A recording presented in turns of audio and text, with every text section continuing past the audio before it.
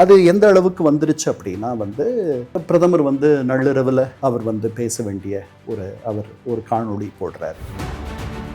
NEET நாம மட்டும்தான் நீட்டை எதிர்க்கிறோம், நீட் வேண்டான்னு சொல்றோம். வேற எந்த மாநிலம் சொல்லுது? கேரளாவில் எதிர்கட்சிகள் தானே ஆடிட்டு இருக்காங்க, அங்கே ஏன் இந்த சிக்கல்லாம் வரல? தெலுங்கானாவில் எதிர்கட்சிகள் தானே ஆடுறாங்க, கர்நாடகாவில் எதிர்கட்சிகள் தானே ஆடுறாங்க, அங்கே ஏன் இந்த பிரச்சனை வரல? அப்போ இதில் என்னமோ பெரிய கட்சிகள் நீட்டுக்கு எதிர்ப்பு நிலையை எடுத்த பிறகு நாம் நீட்டுக்கு ஆதரவான ஒரு நிலையை எடுக்க முடியாதுன்ற ஒரு புதிய கட்சி இன்னைக்கு வந்திருக்குது. சில மாற்றங்களோட நீட்டை நாங்கள் ஏற்றுக்கலாம் அப்படின்ட்டு கூட ஒரு சமிஞ்சையை இங்கே இருக்க திமுக உட்பட கட்சி, எனக்கு தெரிஞ்சு வேறு நாடுகள்லாம் நடக்குதான்னு எனக்கு தெரியல. நானும் வணக்கம். நம்மோடு இன்று இருந்திருப்பவர் ஐநா சபையின் முன்னாள் ஊழியர் கண்ணன் அவர்கள்.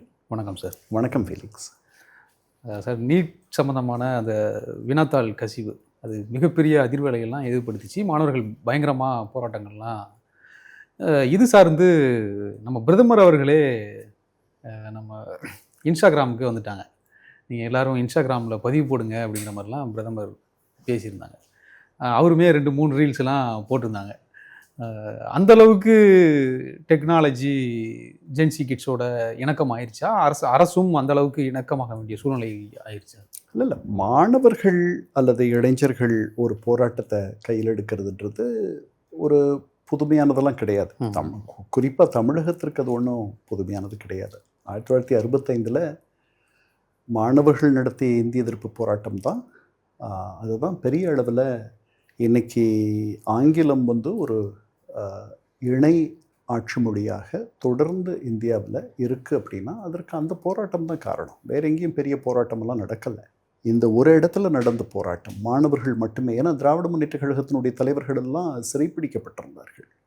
மாணவர்கள் சொந்தமாக தனியாக சுயம்புவாக அவர்கள் நடத்திய போராட்டம். அது வன்முறையெல்லாம் இருந்துச்சு. அந்த போராட்டத்தில் 60 பேரை அரசு தரப்பிலிருந்து துப்பாக்கி சூடு நடத்துனதில் இறந்து போயிட்டாங்க. சில பேர் தீக்குளிச்சு இறந்தாங்க. இதெல்லாம் நடந்துச்சு. தினேஷ் சிங்குன்ட்டு ஒரு மத்திய அமைச்சர் இருந்தார். அவர் சொன்னார், தமிழகம் மட்டும் இந்த எதிர்ப்பை காட்டாமல் இருந்திருந்தால் ஹிந்தி மொழி மட்டுமே இந்தியாவின் ஆட்சி மொழியாக இருந்திருக்கும் அப்படின்னு சொன்னார்.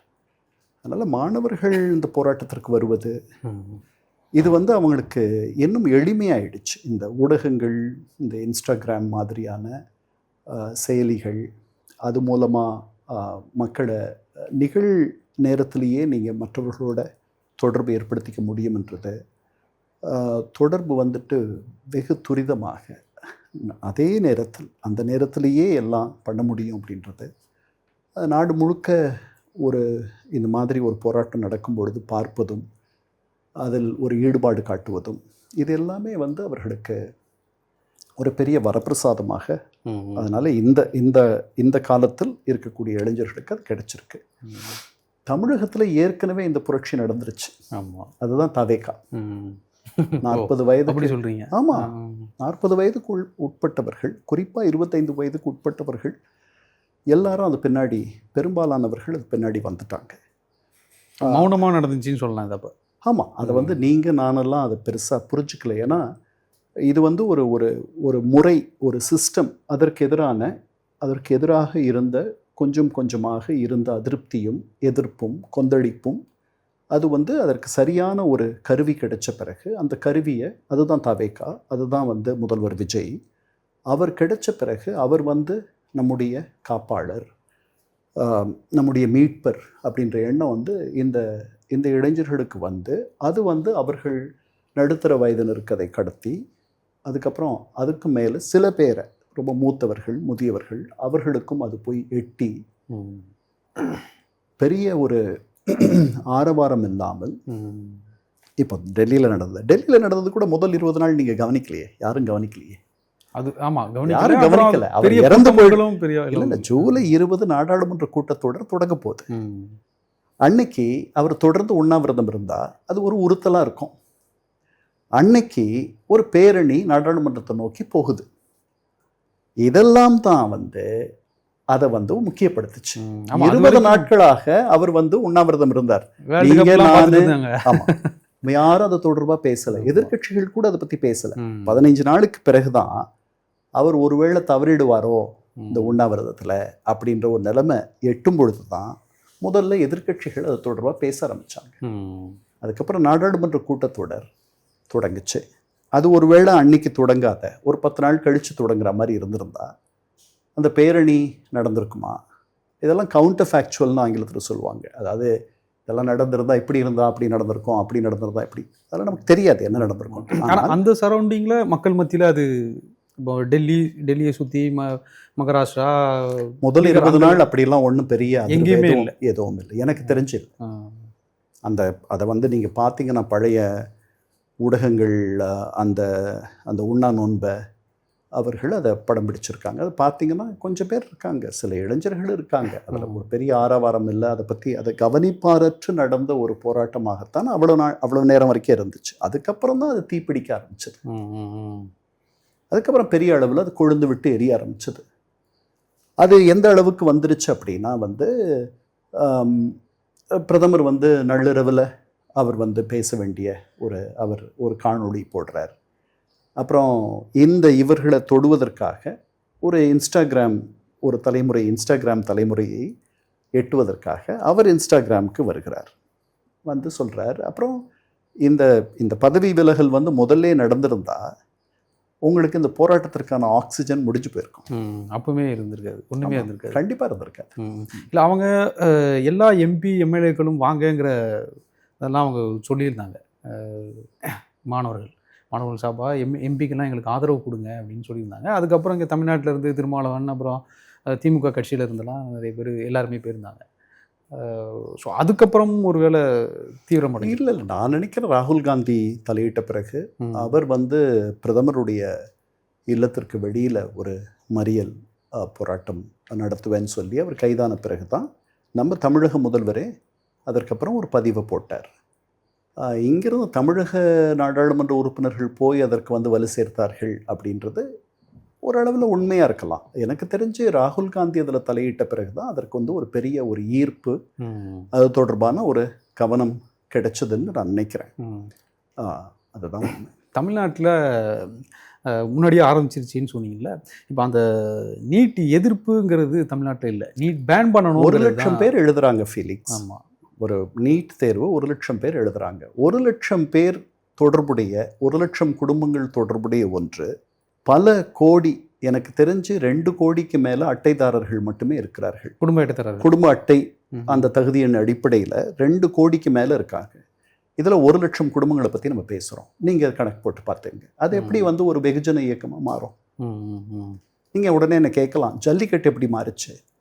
இதை விட குறைச்சலானவர்கள் தானே அதில் இருக்காங்க அப்படின்ட்டு. நல்ல கேள்வியாக இருக்கும். அப்படி நீங்கள் கேட்டிங்கன்னா, ஜல்லிக்கட்டு அப்படி ஆனதற்கு காரணம் தமிழர்கள் தொடர் வஞ்சனைக்கு உள்ளானார்கள் அப்படின்ற ஒரு எண்ணம் இருந்துச்சு. 2009 ஈழப்போர், அதுக்கப்புறம் காவிரி நதிநீர் பங்கீடு பற்றி உச்சநீதிமன்ற தீர்ப்பு, அந்த தீர்ப்பை கர்நாடகா புறந்தள்ளியது.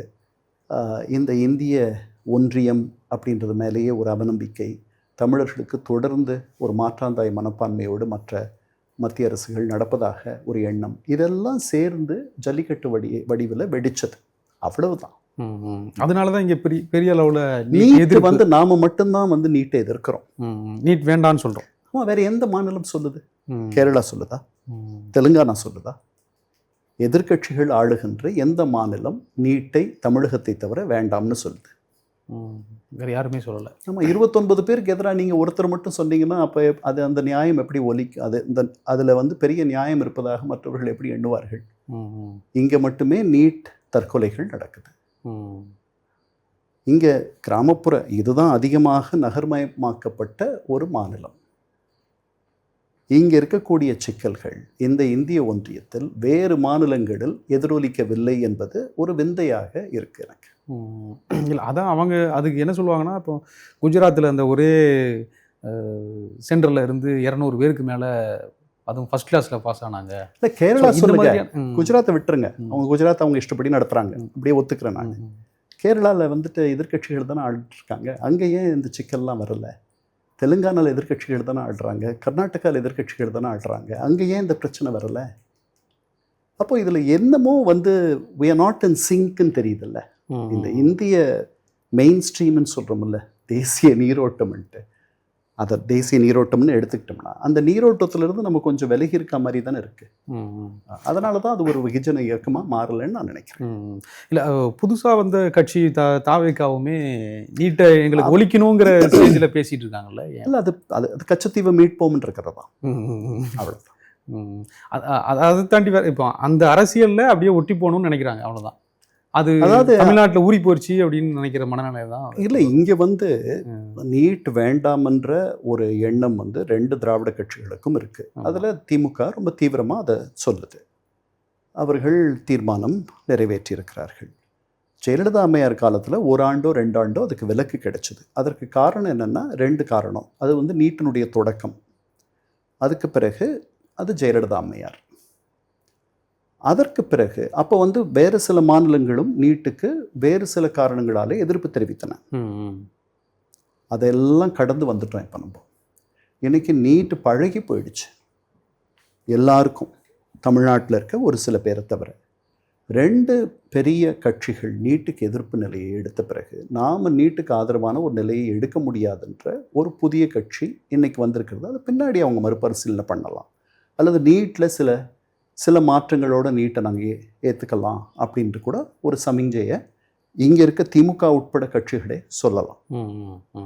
என்ன பொது தேர்வுகள், நுழைவுத் தேர்வுகள் அப்படின்றது வந்து பல படிப்புகளுக்கு நடக்கிறதுன்றதை நம்ம ஏற்றுக்கிறோம். நீட்டை மட்டும்தான் நம்ம வேண்டான்னு சொல்கிறோம்.